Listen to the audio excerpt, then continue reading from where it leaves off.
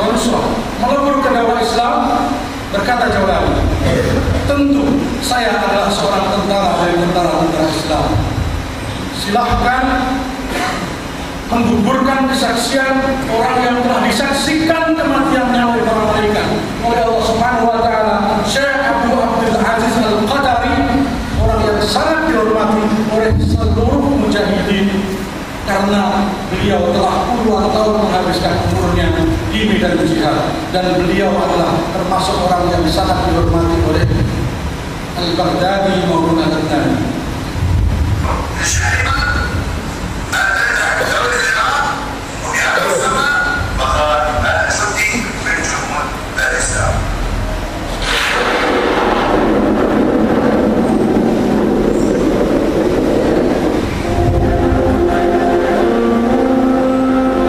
Dalam rilis audio Abu Muhammad Al-Thani berjudul Maka Hadha Manhajana Walan Naqul, ia mengatakan bahwa mengapa engkau wahai Zahiri hanya meratapi kematian Abu Bakar As-Suri, tapi engkau tidak meratapi kematian Syekh Abu Abdul Aziz Al-Qadari? Apakah karena ia tidak menyerang daulah Islam? Dan seterusnya, bisa dicek lagi pada audio berjudul Maka Hadha Manhajana. Artinya daulah Islam menjadikan Abu Abdul Aziz Al-Qadari orang yang sangat dihormati dan diteladani. Ternyata setelah syahidnya beliau ditemukan video seperti ini. Kesaksian beliau bahwa Al-Jaulani dan Al-Baghdadi sepakat menyelesaikan perselisihan di antara mereka menunggu keputusan dari Syekh Iman Al-Zawahiri. Artinya kedua-duanya adalah junud min junudil Qa'idah, tentara Al-Qa'idah. Dua pernyataan sudah jelas.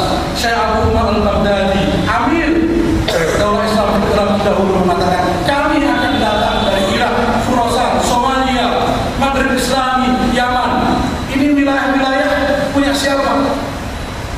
Wilayah-wilayah di mana Al-Qa'idah. Dia tidak mengatakan dari Asia, tidak mengatakan dari yang lain. Jelas sekali. Dan beliau mengatakan kami, bukan saya.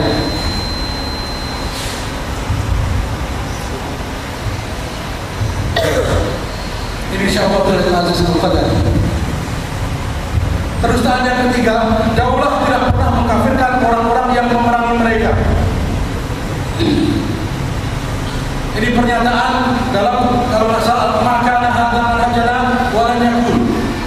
Al-Thani mengatakan kebohongan yang paling besar dan jelek yang dituduhkan kepada kami adalah bahwa daulah memaksa orang untuk membayarnya dan menganggap bahwa hanya daulah Allah saja Taifah Mansurah itu.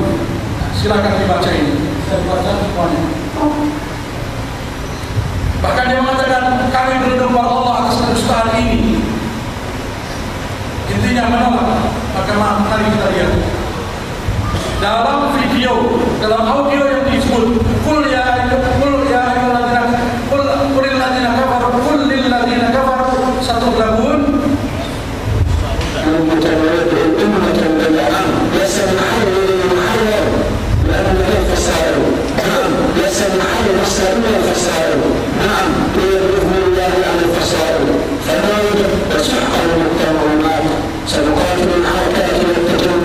Sanuqatilul harakat wal tajammu'at, akan kami perangi gerakan-gerakan dan tanzim-tanzim kelompok-kelompok. Sanasuqu saffal tanzimat, akan aku robek-robek safnya tanzim-tanzim. Mari kita lihat.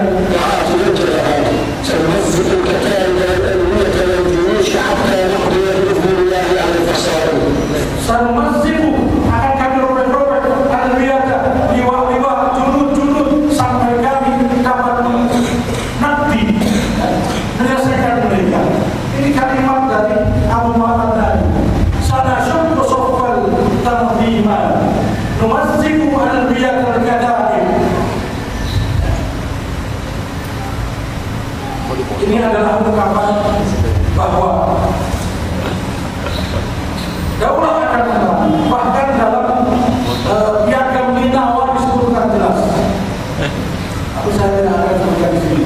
Komentar Syekh Iman Al-Zawahiri rahimahullah, adil merupakan syarat dari setiap otoritas yang besar, baik itu khilafah ataupun al-hadi atau apa. Adil menjadi syarat bagi al-hadi dan orang yang dicalonkan sebagai khalifah. Siapa yang telah rusak keadilannya, maka dia tidak layak menerima amanah kepemimpinan seperti kepala pemerintahan dan ahli perbuatan. Contoh tindakan yang merusak istimewa adalah seorang yaitu apabila terbukti enggan menyelesaikan syakilat dan syariat, berdusta, melanggar baiat, terus-menerus memanfaatkan kemaksiatan terakhirnya, ekstrim dalam takdir kaum muslimin, menuduh kaum muslimin berbuat dengan peraturan yang batil, menyampaikan kehormatan mereka, mengancam umat agar tak memiliki orang-orang memiliki keutamaan yang sudah diakui sebagai mereka dalam dakwah dan menyampaikan kebenaran dan dalam pembelaan agama Allah. Ini syaratnya adil. Seandainya pun Abu Hanifah artinya sah, ia harus memiliki syarat adil. Dan ternyata dua pernyataan yang saling mengkritisi mengatakan bukan bagian dari Al-Qaeda, engkau bukan amir wahai Aiman. Ternyata justru sebelumnya Abu Umar mengatakan kami akan datang. Jelas sekali dari bendera saya kelihatan itu bendera siapa yang pertama memakai, kakak-kakaknya sudah memakai, kemudian ada masalah film. Kalau aku membuka film Juba Baghdad Strike Back atau Sniper Baghdad, itu belum ada nama Islam di Al-Qaeda, baru ada Jaisul Islam di Irak. Itu simbolnya bukan seperti yang dipakai sekarang, tapi gambar kota Irak sama AK-47. Nah, baru kemudian bergabung berbagai macam karakter lalu dengan bendera seperti ini. Akidah bulan takfir kata tadi berdasarkan rilis resmi mereka. Dikatakan bahwa oleh Ustaz Abu Nusaibah bahwa tidak mengkafirkan orang yang minum khamr. Kita mengeksekusi orang murtad. Masalahnya begitu gampangnya menetapkan orang itu murtad. Ya, ini dokumen asli dari ISIS di kota Al-Ummah. Ada stempel tanda tangan dan lengkap. Akan saya perbesar. Iqrar syakhsi ala nafsi bil riddah. Nanti silahkan akan cek di file saya. Ini terjemahannya saja. Membuka pintu taubat di kota Al-Ummah untuk kelompok-kelompok berikut. 1. Kelompok Jaisul Hur atau FSH. 2. Yang menamakan diri agama Islamiyah. 3. Jabhat Jaulani atau Jabhat Islam. Tentara Nusairyah dari Al-Sunnah. Syarat diterimanya taubat menyatakan atau mengakui bahwa dirinya telah murtad. Kalau tidak menyatakan murtad, maka tidak ada dalam taubatnya. Eksekusi. Ini rilis resmi. Lalu kemudian kepada masyarakat Al-Syami dan Abu Muhammad Al-Nabi. Pernyataan Abu Al-Syami, Syari Jabal Nusrah mengatakan, sungguh daulah atau ISIS atau IS memandang pihak yang memerangi mereka berarti memerangi Islam dan keluar dari Islam. Ini ucapan dari Syekh Abu Al-Syami dibantah. Semua mutahid pernah dianak atau lahirkan di audio resmi dari juru bicara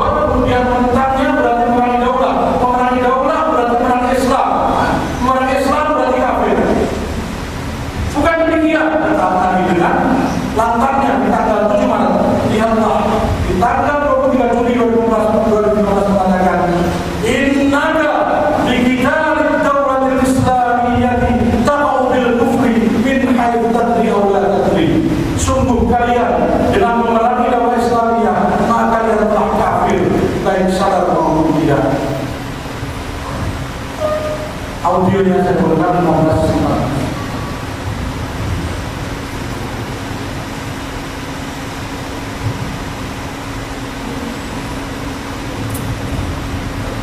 مؤسسة الفرقان أفضل الجيش والشرطة ثمينة الطوائف وبيوتا من جبائها وكما نجد دعوتنا لجنود الفصائل في الشام والبلاد ندعوهم يتفكروا يقينا قبل أن يقدموا على قتال الدولة الإسلامية التي تحكم أنزل الله.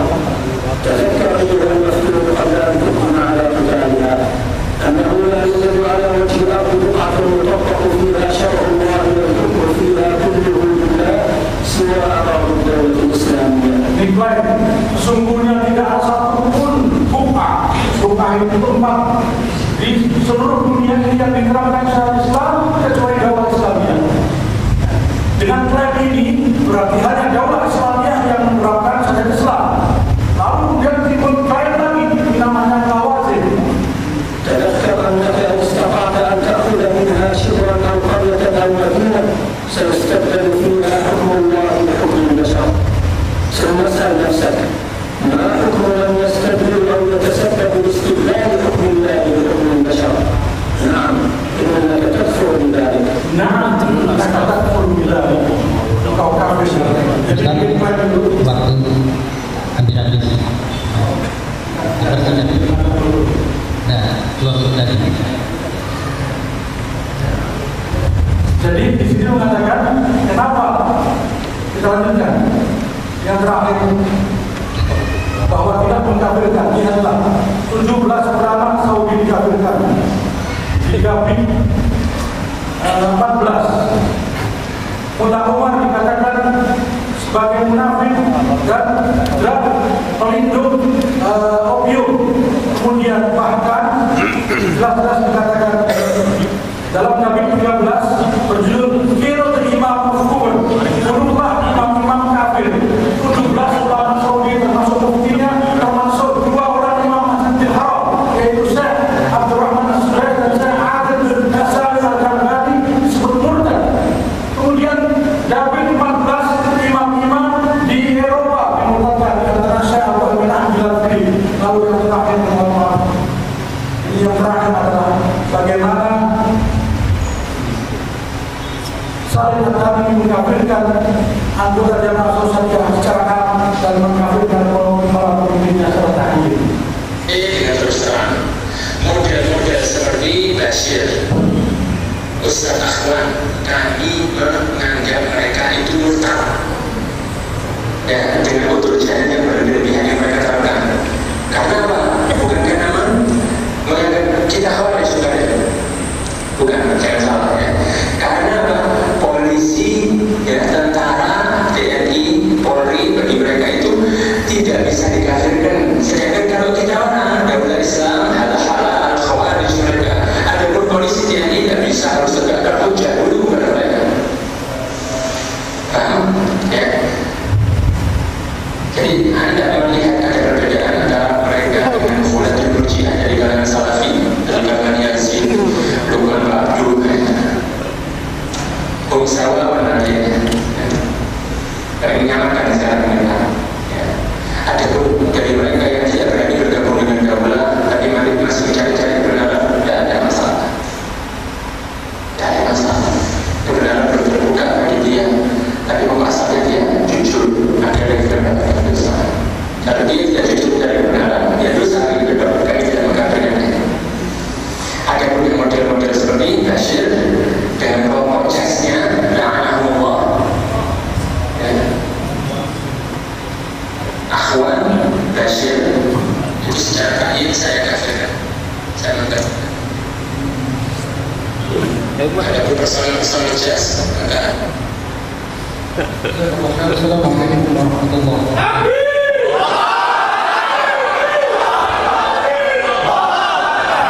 Yang kompak dong.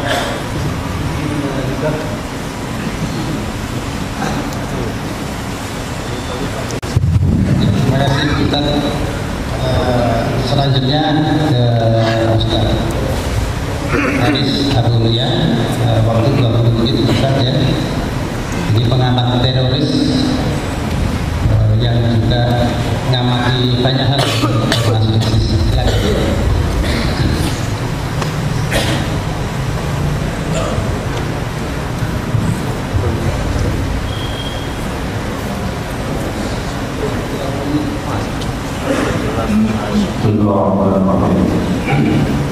Assalamualaikum warahmatullahi wabarakatuh. Alhamdulillah, sallallahu wassalamu ala rasulillah wa ala alihi wa sahbihi wa sallam. Qala Rasulullah sallallahu alaihi wasallam, "Bayum fadalla urat Islam awatan fa kullama nazarat awatan tasabbatna billadhi tariha wa 'amaluna nafsu wa aqiluna salat." Pada ikhwah yang dirahmati Allah Subhanahu wa taala, kita bisa mendiskusikan panjang lebar persoalan yang berkaitan dengan khilafah pada hari ini. Sebagaimana juga para ulama dulu sudah mendiskusikan tidak hanya sehari dua hari, tidak hanya satu kitab dua kitab, tapi banyak dari waktu yang mereka keluarkan untuk mendiskusikan masalah khilafah. Bagaimana hari ini kita mencoba untuk mengkaji, untuk memahami dari gagasan, tapi jauh penting adalah ketika persoalannya dalam mungkin ada perbedaan, maka kita perlu berbeda orang yang berbeda. Jadi boleh kita berbeda, tapi hati ini tetap senang. Jadi gak usah kemudian emosi terlibat. Kalau emosi terlibat ini langsung tidak akan bisa melihat juga yang benar adalah benar, yang lemah adalah lemah, yang salah adalah salah. Pada hari ini saya lupa walaupun betul pada kalian bahwa tidak sepakat tentang kewajiban khilafah. Khilafah ini adalah satu kewajiban umat Islam. Kemudian yang kedua, tidak ada yang kita tidak sepakat bahwasanya khilafah ini adalah sistem pemerintahan yang ada pada Rasulullah SAW. Pada masa Rasul belum disebut dengan sistem khilafah, walaupun Rasul sudah mengabarkan tentang keberadaan khilafah yang akan datang setelah Rasul. Sistem khilafah ini dikenal pada masa Khulafaur Rasyidin mulai dari Abu Bakar sampai kemudian berakhir bentuknya 1924 yang Utsman masih dikenal dengan sistem khilafah. Hanya orang yang mengakui pendapatnya Ali Abdul Rasid pasca bentuknya khilafah menurut Utsman, yang mereka menerima pandangan bahwa khilafah tidak pernah dikenal dalam kehidupan kaum muslimin, tidak pernah diajarkan oleh Islam. Tentu ini pendapat yang sangat aneh dan bukan pendapat yang bisa diterima oleh para ulama, bagaimana juga kaum muslimin sudah paham. Tentang kewajiban khilafah ini, tidak ada satupun ulama, baik itu orang-orang yang dikategorikan orang-orang Ahlus Sunnah dari Sunni, bahkan kemudian orang Syiah pun menganggap persoalan khilafah ini adalah persoalan yang penting. Bahkan kemudian berjaya mereka masukkan ini bagian dari persoalan yang kita bagaimana sebagian orang ini ulamanya memasukkan khilafah ini dalam kitab-kitab usul mereka, atau bahkan kemudian menjadikan bagian dari persoalan kita. Meskipun hakikatnya khilafah ini adalah persoalan hukum syar'i, perintah syariat, hukum syar'i, tidak menjadi bagian dari akidah. Dan pun berdirinya pelaksanaan hukum syariat ini adalah berdiri di atas iman, berdiri di atas akidah Islam. Ini yang kedua. Kemudian yang ketiga, para ulama yang mengkhususkan kajian dalam bidang siasat syariah itu beragam pandangan, beragam pendapat dalam rangka untuk mengkonstruksi bagaimana bentuk utuhnya tentang khilafah ini. Karena ini adalah sistem pemerintahan yang tidak pernah ditemukan di muka bumi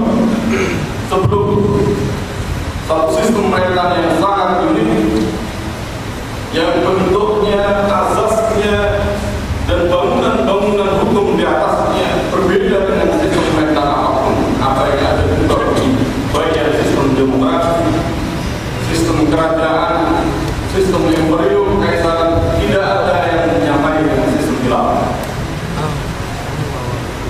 Sistem pemerintahan Islam berdiri di atas beberapa asas pokok yang ini menentukan keabsahan apakah khilafah itu bisa dikategorikan sebagai khilafah.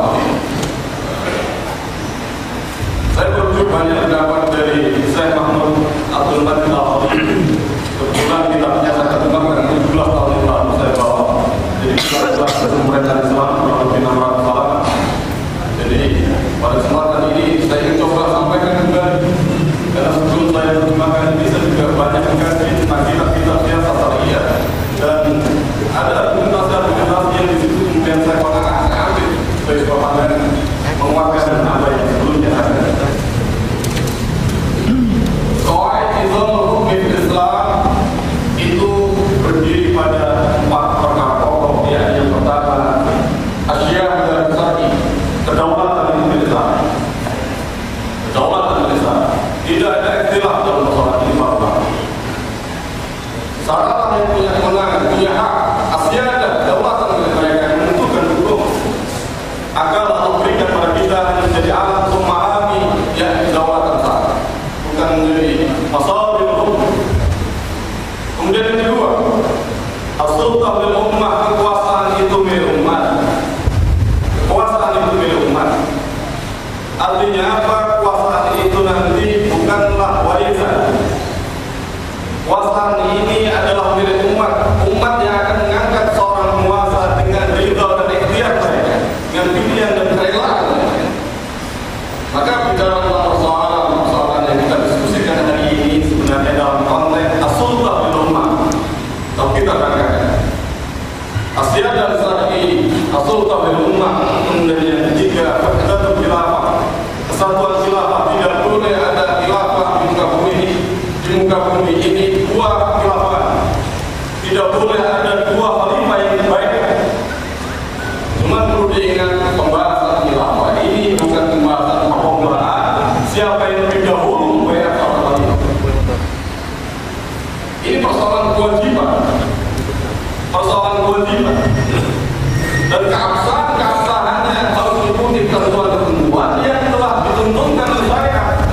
Bukan persoalan siapa yang duluan bayar, kami hanya sah. Bukan persoalan itu. Substansi persoalannya bukan persoalan perlombaan siapa yang lebih awal, siapa yang akhir. Kemudian yang kedua, ini adalah persoalan hak seorang khilafah ketika dia menjadi seorang penguasa. Dia punya hak misalkan untuk mengkonstruksi perundang-undangan yang akan menjadikan acuan seluruh aktivitas sosial, aktivitas politik kehidupan masyarakat yang di bawah nama khilafah. Ini adalah 4 pokok dari ciri khas sebuah sistem pemerintahan bisa disebut sebagai sebuah sistem khilafah atau tidak. Kemudian yang berikutnya, seperti yang saya katakan tadi, bicara tentang persoalan kekuasaan milik umat, ini yang menjadi topik fokus pada pembicaraan hari ini atau siang ini. As-sultan lil ummah. Pada kajian as-sultan lil ummah, kekuasaan untuk milik umat, maka di sana kita akan membicarakan tentang persoalan tarik nasbil khilafah, metode pengangkatan khilafah, kemudian syarat-syarat keabsahan seorang khilafah. Maka di sana kemudian kita akan mengenal, kita akan memahami, kita akan menjumpai perdebatan para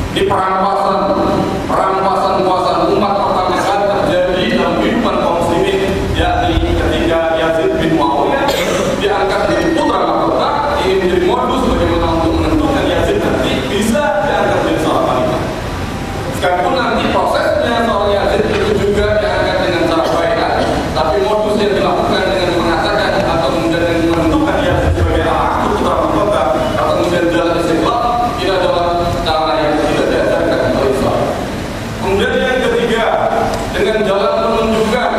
Ini yang banyak diikuti atau dipegang oleh kelompok Syiah. Dengan penunjukan dari Allah Subhanahu wa taala, dengan penunjukan nas. Maka banyak diskusinya orang Syiah terkait dengan posisi Ali. Jadi berdasarkan hadis dari bagaimana Ali adalah sosok yang paling berhak untuk mendapatkan khilafah pasca Rasulullah SAW. Kemudian yang keempat, yakni diangkat dengan ketetapan nas, Kemudian yang kelima, kehilafahan itu didiskusikan. Bisa jadi seorang khalifah itu dengan cara memberontak, cara kudeta, atau dalam situasi politik tertentu ada kosongan, tidak ada khilafah, kemudian kelompok tertentu, milisi tertentu kemudian mengklaim atau mendeklarasikan seorang yang menjadi seorang khilafah. Ini realitas politik yang sangat dinamis. Jadi tidak stuck dalam satu keadaan sebagaimana pada masa sahabat Rasulullah, sebagaimana masa pasca sahabat Rasulullah. Ini turut lintas khilafah. Kemudian kita masuk lagi pada persoalan bayar. Kalau kita mengkaji lengkap, ya, jadi Allah memberikan kesempatan pada saya lebih dari 15 tahun untuk mengkaji tentang persoalan siasat syariah dari beragam buku, beberapa kitab para ulama salafus saleh. Kalau kita mau jujur, maka kita akan menemukan satu pendapat yang antaranya misalkan apa yang dikatakan oleh Ibnu Isa, Al-Murid At-Tabari, kemudian juga Ibnu Qutaibah dan sebagainya. Bai'ah itu ada bai'ah yang disebut dengan bai'ah inqita', bai'ah yang menentukan sah dan tidaknya seorang jadi khalifah. Kemudian ada bai'ah ammah atau kemudian disebut dengan bai'ah ta'ah. Maka apa yang dimungkin misalkan pada kasus Abu Bakar Siddiq itu dibai'ah oleh beberapa orang, bukan cuma seluruh Ahlul Hati wal Aqdi. Karena faktanya ada Ali yang tidak ikut. Pada faktanya pada hari itu banyak penjibat sahabat yang mereka pergi dari luar Madinah. Mereka keluar dari Madinah, tidak ada di Madinah. Artinya maka itu dibai'ah dengan beberapa orang yang kemudian mereka disebut dengan Ahlul Hati wal Aqdi. Itu contoh bahwa menunjukkan bai'ah Abu Bakar Siddiq pada hari pertama itu bukan bai'ah ta'ah, bai'ah pengangkatan. Kemudian pada hari berikutnya termasuk Sayyidina Ali dan memberikan bai'atnya dan kaum muslimin semua memberikan bai'atnya, diawali dengan pidatonya Umar, kemudian berdorong semua kaum muslimin memberikan bai'atnya. Ini disebut dengan peristiwa bai'ah ammah atau bai'ah ta'ah, sebagaimana disebutkan oleh Ibnu Isa, Ibnu Qutaibah dan yang lain. Nah, kalau bai'ah ini kemudian tidak diverifikasi, maka kita tidak akan mampu menentukan juga nanti kapan seorang itu menjadi seorang khalifah. Karena nanti yang menentukan kapan orang menjadi khalifah atau tidak itu tergantung apakah seorang itu memenuhi syarat bai'ah ini ikatnya atau tidak, bai'ah yang menentukan dia ditahbiskan menjadi khalifah atau tidak. Contoh misalkan syarat-syarat pokoknya adalah dia muslim, dia berakal. Jadi dia muslim, adilan, qadiran, kemudian dia adil, kemudian ada syarat-syarat berikutnya misalkan dia harus adalah seorang yang merdeka, kemudian dia adalah seorang yang mustahid, atau kemudian dia adalah seorang dari nasab Quraisy dan sebagainya. Maka di situ kemudian para ulama juga mendiskusikan mana perkara-perkara yang pokok yang menjadi syarat seorang sah menjadi khalifah. Maka ada pengkajian berdasarkan nas, adakah nas-nas yang itu menentukan tuntutan dan tuntutannya pasti perkara yang harus ada menjadi sebuah bagian dari syarat. Para ulama tidak ada beda pendapat dalam persoalan syarat pokok, ya dia muslim, dia berakal, dia adil, dia baik, dan kemudian dia merdeka. Selebihnya adalah syarat keutamaan termasuk dalam syarat Quraisy. Ustaz, 3 menit lagi. Kemudian tentang persoalan Ahlul Hati wal Aqdi, ya, tentang persoalan Ahlul Hati wal Aqdi. Ahlul Hati wal Aqdi ini pendapat yang dijelaskan oleh para ulama dalam kitab-kitabnya, bukan hanya sebuah pendapat, sampai 12 pendapat terkait dengan persoalan Ahlul Hati wal Aqdi. Tapi mereka tidak ada yang berbeda pendapat tentang persoalan bahwa Ahlul Hati wal Aqdi ini adalah orang-orang yang harus memiliki berapa persyaratan atau memenuhi berapa persyaratan. Contoh di antara dia adil, memenuhi syarat-syarat yang sebagai orang yang disebut dengan adil. Kemudian kedua, memiliki pengetahuan yang dengannya mampu mengetahui seorang itu berhak layak menduduki seorang khilafah atau tidak. Kemudian yang ketiga, memiliki pendapat dan hikmah bijaksanaan yang menjadikan mampu memilih orang yang paling layak untuk menjadi seorang pemimpin. Jadi diskusi tentang persoalan jumlah harus ijma, harus waktu, harus kemudian jumlahnya 6 orang, bahkan ada yang mengatakan cukup dengan 2 orang. Ini bukan pendapat yang bisa menjelaskan substansi keberadaan al-hal wa'ati. Pendapat yang saya pegang adalah seseorang itu bisa diangkat oleh al-hal wa'ati berapapun jumlahnya, selama dia layak menjadi orang yang disebut al-hal wa'ati dengan bayat itu bisa merealisasikan kerelaan kaum muslimin. Dan kerelaan kaum muslimin ini indikasinya banyak. Bisa dilihat misalkan contoh adalah banyaknya orang-orang yang kembalinya, banyaknya orang-orang ahlul hal wa'ati atau tokoh masyarakat disebut dengan fudulail ulama, disebut dengan ahlul istihad wal adal, disebut dengan ahlul ihtiyat, disebut dengan ahlul hal wa'ati, di mana masyarakat kembali pada mereka pendapat-pendapatnya. Bagaimana ini juga sudah terjadi pada masa Rasulullah. Banyak yang kedua Rasulullah mengangkat sekitar 12 orang dari suku Hadrah dan Aus. Kemudian Rasulullah di Madinah juga mengangkat 14 orang untuk menjadi ahlus surah bersama Rasulullah sallallahu alaihi wasallam. Maka kuncinya adalah ketika seorang itu mengangkat khalifah, kemudian yang mengangkat adalah representasi dari umat ini. Dengan mengangkat khalifah yang kemudian bisa merealisasikan keridhaan, kerelaan daripada umat, maka ada kemungkinan khalifah ini bisa diterima, maka dia sah. Tapi kalau kemudian kaum muslimin juga tidak sepakat, banyak mempersoalkan, bahkan kemudian masyarakat juga tidak paham siapa al-hal ini masalah. Maka kita dengan cara yang memaksa untuk mengambil kekuasaan, Yazid bin Muawiyah lawan sahabat-sahabat besar, Abdullah bin Umar, Abdullah bin Zubair.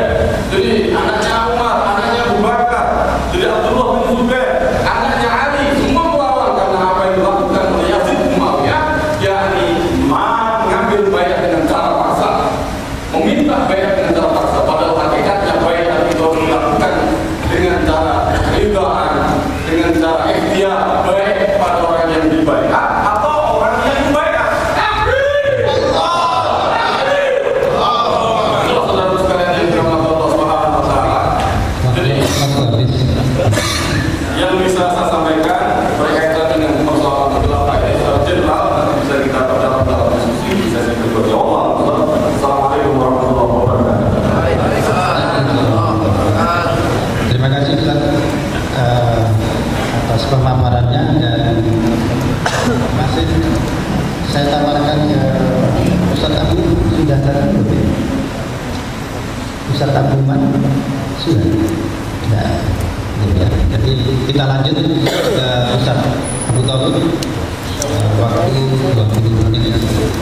Silakan. 20 menit.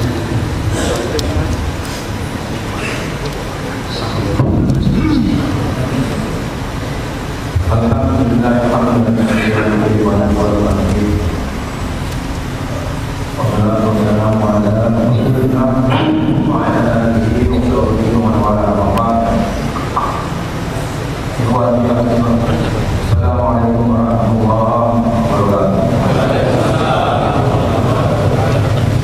Sebelum saya memaparkan beberapa pendapat para ulama, saya sedikit mengomentari apa yang disampaikan oleh para pendukung atau para pembela daripada al-hal ini, yaitu Samsudin Umar tadi mengatakan bahwa dengan deklarasinya satu masuk bapak dari makna pendapat itu, dia katakan ada kalimat yang besar di sini bahwa umat Islam sudah kembali menjadi pemimpin dunia. Ini mari kita lihat realitanya apa dia. Sejak deklarasi khilafah 1445 itu, umat Islam sudah kembali menjadi dunia. Apa dia? Coba kita buka mata kita sebenarnya. Realitanya gimana? Siapa yang berkuasa? Ini realitanya.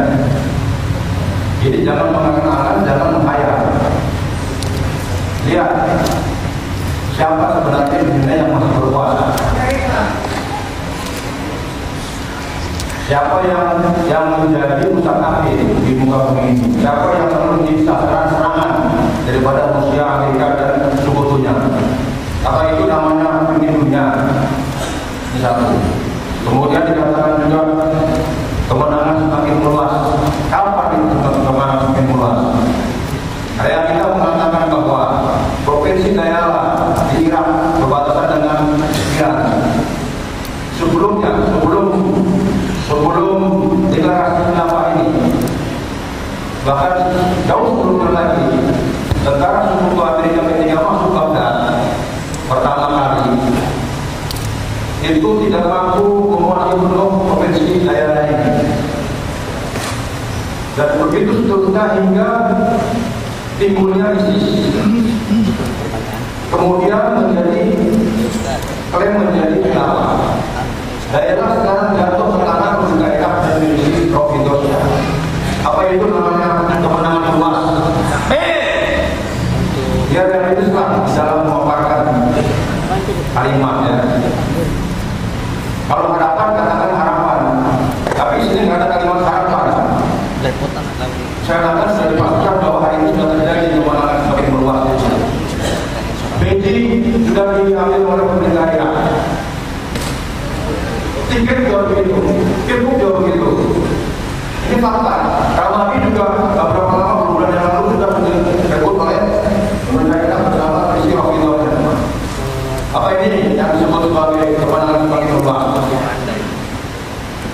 Kobani sudah direbut oleh Kurdi. Palunya juga sudah diambil oleh pemerintah Irak. Apa ini yang disebut kemenangan semakin meluas? Kota-kota kecil atau desa-desa sekitar Mosul sudah direbut oleh pemerintah Irak dalam misi Rohingya. Mosul sudah dalam keadaan terkepung. Bahkan wakil daripada Al-Baghdadi, Al-Muqtas Al-Qurashi, Adnani tulisnya dalam pidatonya tadi itu berjudul Qul lilladzina kafaru satughlabun, mengakui terbunuhnya naib daripada khalifahnya yang namanya Al-Muqtas Al-Qurashi karena drone daripada Amerika. Apa itu namanya kemenangan semakin luas? Padahal dia ada di kota Mosul, kota yang dianggap sebagai pusat mereka. Apa itu disebut namanya kemenangan semakin luas? Kemudian kalimat mampu mengusir kaum kafir. Kaum kafir yang mana bisa diusir? Apa yang dimaksud kaum kafir di situ? Apa yang dimaksud dalam pemerintah Irak dan Syiahnya masih ada sampai sekarang? Apa yang dimaksud pemerintah Bashar Assad masih ada di mana mereka di sebelah sana? Apalagi lebih jauh dari itu, Eropa, Amerika dan selanjutnya. Siapa kafir yang berarti musuh mereka ini? Mungkin kalau disebut kaum kafir dalam arti kata orang-orang lemah, ayat kemudian ini atau perorangannya, itu mungkin. Tapi apakah itu namanya kemenangan yang hakiki dari suatu khilafah? Kemudian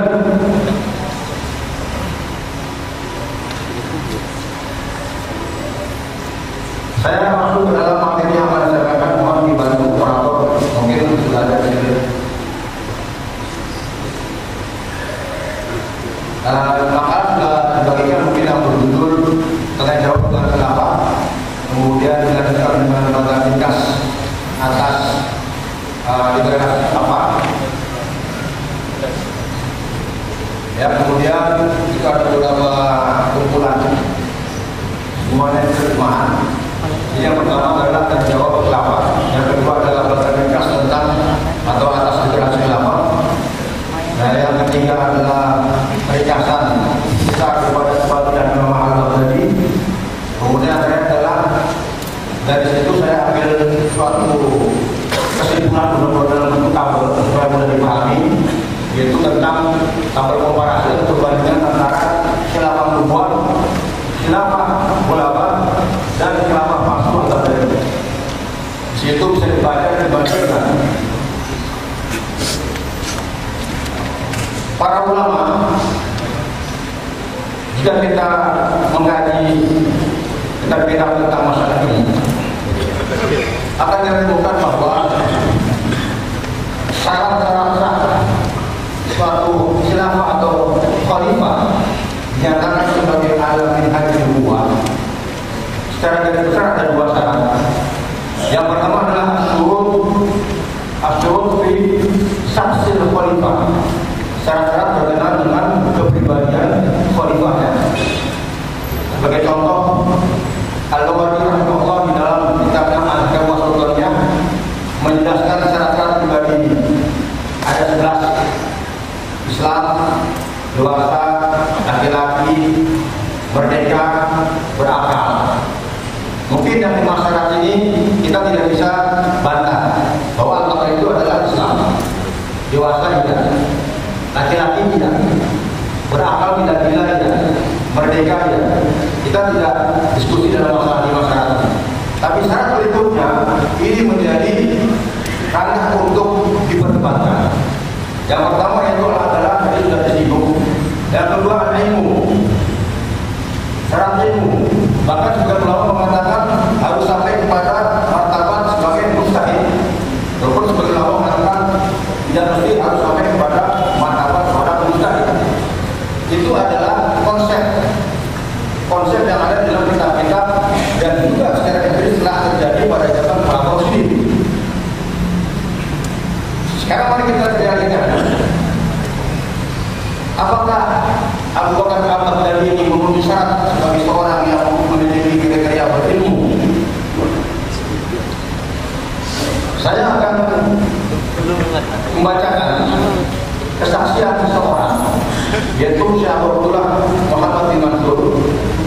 Beliau adalah dulu sebagai amir Jaisul Mujahidin di Irak sebelum ada Idris, sampai beliau kemudian ditahan tahun 2005 oleh sekutu Amerika waktu itu ada di sana.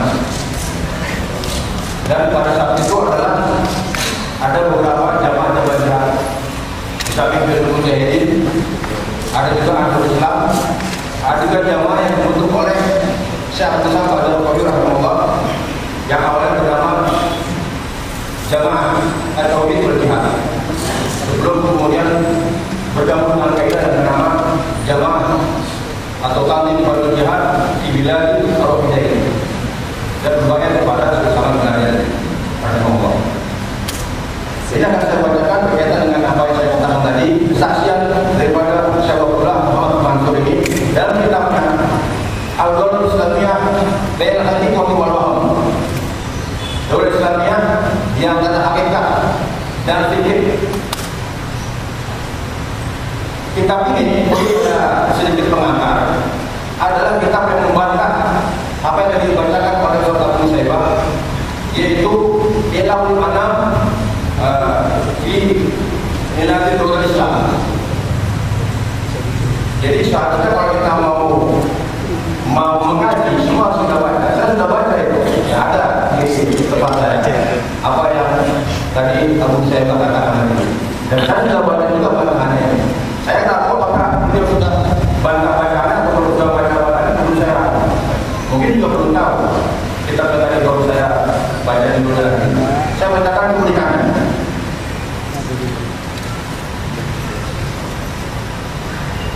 Dalam buku itu halaman 124, beliau mengatakan, "Amma ana fa inna Allah alladhi la ilaha illa hu bima arafu min al-qurbi hadha ad-du'a alladhi sama nafsuhu Bakar al-Baghdadi." Adapun saya, sesungguhnya saya bersaksi kepada Allah yang mana tidak ada ilah yang sifat dari Dia, dengan apa yang saya kenal dari dekat tentang yang dipanggil menamakan dirinya Abu Bakar Al-Baghdadi. Waqad darusna 'indi Muhammad bin Abdullah syaitan qalilan min kitab Al-Musta'na Istanah Al-Faid Miladiyah. Dan sungguh dia pernah belajar dengan saya bersama satu kumpulan dari orang-orang yang mulia sesuatu yang sedikit dari kitab Al-Musta'na pada tahun 2005. Kitab Al-Musta'na adalah kitab fikih Hambali. Summa inqata'at bisabab injilati tali. Kemudian gas tersebut, tali tersebut terputus karena saya ditangkap. Waqad araftu ma'rifatan daqiqah, dan sungguh saya telah mengenalnya, yaitu mengenal Abu Bakar Al-Baghdadi dengan ma'rifatan daqiqah, kenal yang terperinci, kenal yang begitu kenal, sangat kenal, karena memang muridnya. Waqad kana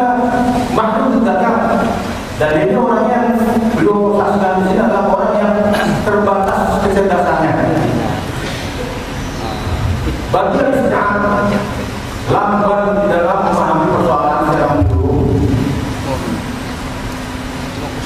bagi terlihat dan orang yang sangat cepat bicara tanpa dipikir lebih dahulu, kurang hati-hati dalam bicara.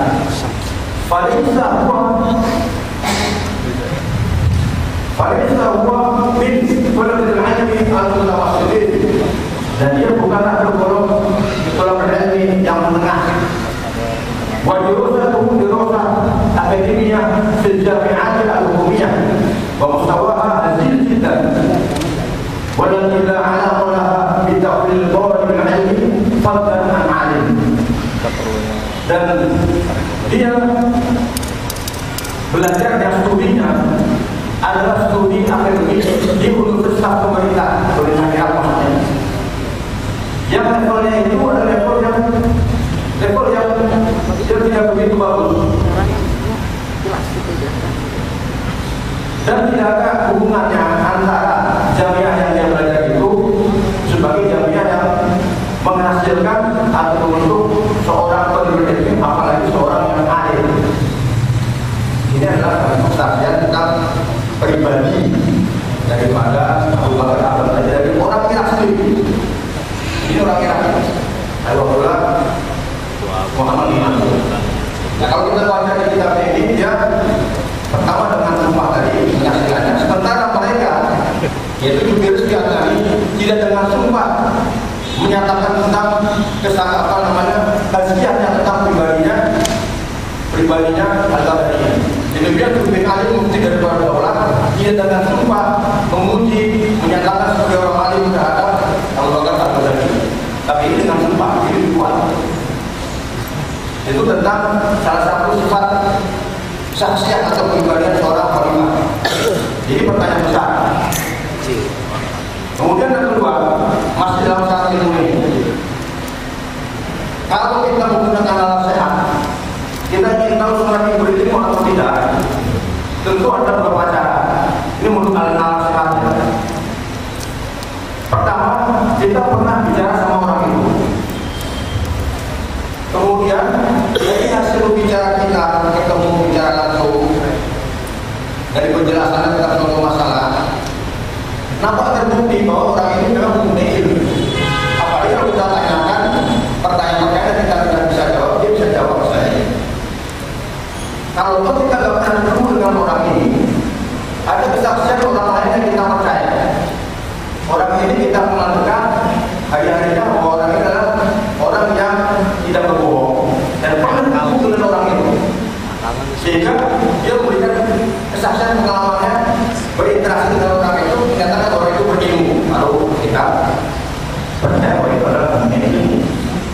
Atau dengan cara lain lagi, kita membaca hasil karyanya, membaca tulisan atau mendengar ceramahnya tentang masalah keilmuan yang luas. Apalagi ini kenapa? Bukan persoalan kecil.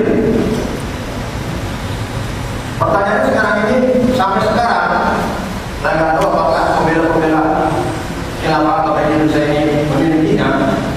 Saya tidak pernah membaca atau belum menjumpai satu kitab tulisan daripada Abu Bakar Al-Baghdadi, dan itu kitab ilmiah tentang misalkan masalah apa ya, misalkan itu apalagi masalah yang besar, bukan sekedar masalah-masalah kecil. Sampai sekarang, dan nggak tahu apakah pembela-pembela khilafah atau orang ustaz ini memilikinya, dan pernah baca saya nggak tahu.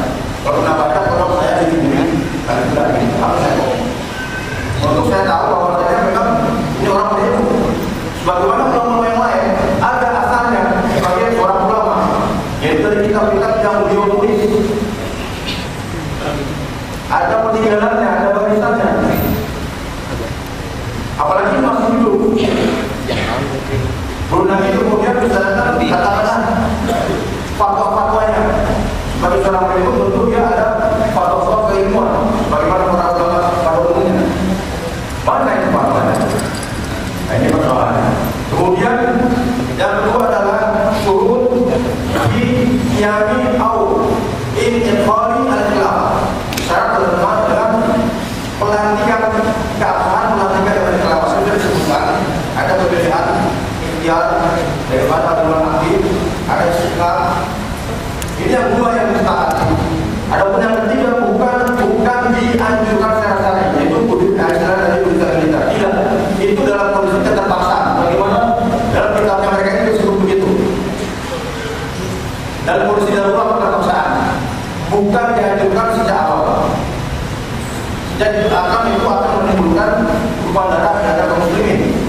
tarik. Jadi tempuh dulu dua ini. Kemudian yang saya ingin komentar lagi adalah tadi disebutkan bahwa dari setiap pendapat ulama tentang al-hal di sini para pembela daulah dikatakan oleh Abu Syaibah mengambil pendapat yaitu pendapatnya Imam rahimahullah. Bukan kita yang berselisih dengan Imam rahimahullah, tetapi penempatan apa ini? Saya bacakan pendapatnya Imam rahimahullah secara lengkap. Beliau mengatakan bahwasanya al-asal adalah mu'tabar bainatul al-ahli bilang ulama wa ru'asa wa sa'ir wa nas alladziina yatasarru qulubuhum. Jadi teman-teman yang paling sahih adalah yang diambil sebagai pedoman baikkan amal ahli dari kalangan ulama, para pemuka, pemimpin dan semua tokoh-tokoh masyarakat yang mudah hadir, mudah dihadirkan. Baik, sekarang mari kita lihat apakah fatwa Imam Rahimahullah sebagaimana ditafsirkan oleh para pembela agama ini adalah Abu Syaibah. Baik, kita lihat.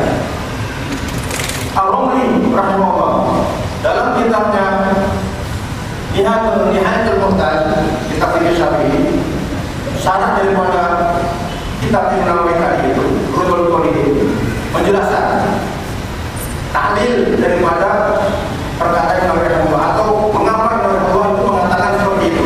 Apa sebabnya beliau berfatwa untuk dengan yang hadir? Ya anal amru bil qalam bihim wa yakuhum sayyidun nas. Karena urusan kekhilafahan ini akan tergantung melalui mereka, melalui yang hadir. Itu patokannya. Jadi mau yang hadir 1 orang, 2 orang, 3 orang atau 7 berapa, patokannya adalah melalui mereka akan tergantung tidak urusan kekhilafahan ini. Kemudian wa yakuhum sayyidun nas, dan kebanyakan orang akan mengikuti mereka. Faktanya diikuti atau tadi di dunia ini. Sampai sekarang terjadi khilaf bahkan peperangan antara Al-Baghdadi dengan kelompok yang lain. Itu. Kemudian Al-Haythami, seorang fakih dari dalam Syafi'iyah juga, menjelaskan tentang di bawah ada itu dalam kitabnya Tuhfatul Muhtaj, kitab fikih Syafi'i juga. Hal banyak di dalam yang berbunyi kulfatun urfan lima yallah di anna al-amr bil qalbihim wa yakuhum sayyidun nas. Keadaan daripada bayat bahwasanya supaya tidak terjadi dalam kondisi itu adalah kulfah, yaitu suatu kurban secara urfan dan syar'an. Kurban artinya adalah kondisi orang. Imam Nawawi itu berfatwa pada zamannya. Ibnu Hajar berfatwa tadi berfatwa pada zamannya. Pada zaman itu, kalau mengumumkan orang kehidupan khilafah itu perlu bulan-bulan. Nggak mungkin itu dijadikan korban harus kumpul semua. Ini tidak mungkin.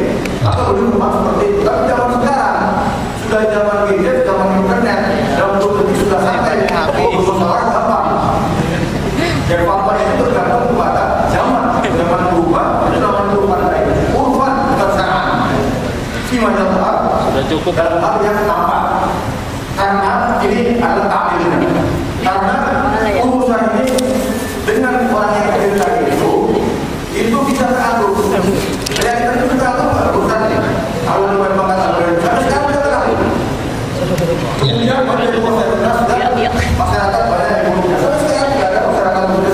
Artinya terjadi konflik. Ya, nanti bisa dilanjutkan. Sementara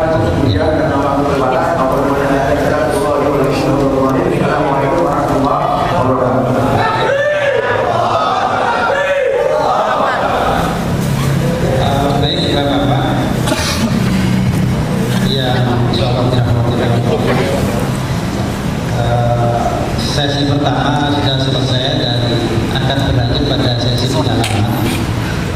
Tapi sebelum kita berlanjut ke sesi pendalaman, kami persilakan ada yang lewat dari mana? Assalamualaikum warahmatullahi wabarakatuh. Dari panitia telah mempersiapkan kantong-kantong untuk infak terbaik antum semuanya dalam rangka Badan Dakwah wal Jihad Tabligh Syariah Indonesia Jamaah Ansarut Syariah. Kami persilakan kepada para panitia untuk meminta dan mohon antum persiapkan infak-infak terbaik antum dalam rangka Tabligh Syariah. Terima kasih.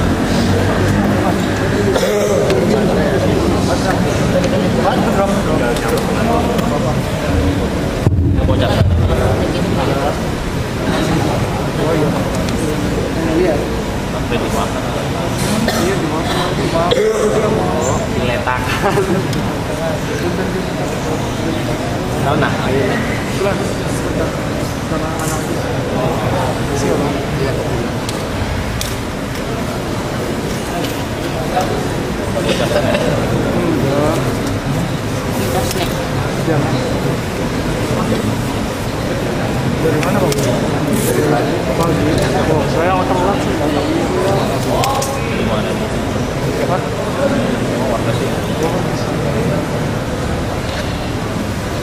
Dari mana, Pak? Dia kurang tahu dan kurang tempe. Bila sudah, saya meminta untuk silakan mempersiapkan beberapa pertanyaan-pertanyaan yang bisa untuk menayangkan. Yang pertama nanti dari yang kontra, dari yang pro khilafah, dan yang kedua dari yang kontra khilafah. Untuk penanya sudah disiapkan mic di tengah-tengah ya, di sedikit bagian mixer, bagian di belakang kamera. Terima kasih Mas Heri, silakan lanjut.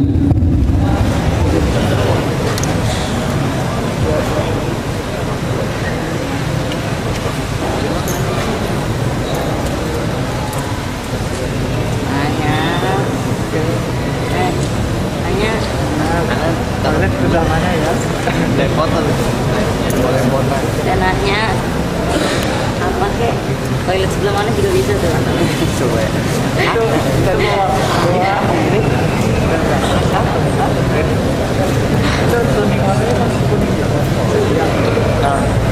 Ya, sudah selesai.